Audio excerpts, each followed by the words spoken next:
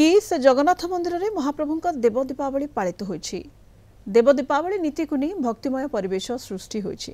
यह 3 दिन धरी मार्गशीर कृष्ण चतुर्दशी, मार्गशीर अमावास्या और मार्गशीर शुक्ल प्रतिपदारे पालन करा जाए। प्रथम दिन मार्गशीर कृष्ण पक्ष चतुर्दशी रे कश्यप और अदिति उद्देश्य, द्वितीय दिन दशरथ और कौशल्या उद्देश्य, तृतीय दिन मार्गशीर शुक्ल प्रतिपदा वसुदेव देवकी नंद यशोदा इंद्रद्युम्न गुंडीचा उद्देश्य महाप्रभु श्री जगन्नाथ श्राद्ध और दीपदान करिथान्ते। एही 3 दिन श्री जगन्नाथ महाप्रभु श्राद्ध बेशरे पितृपुरुषों उद्देश्य श्राद्ध तर्पण करुवा सह महादीप प्रज्वलित होता है। तेणु यह देव दीपावली कहुए। किस जगन्नाथ मंदिर परिसर में शह शह दीप लगाई देव दीपावली पालन करा जायथिला।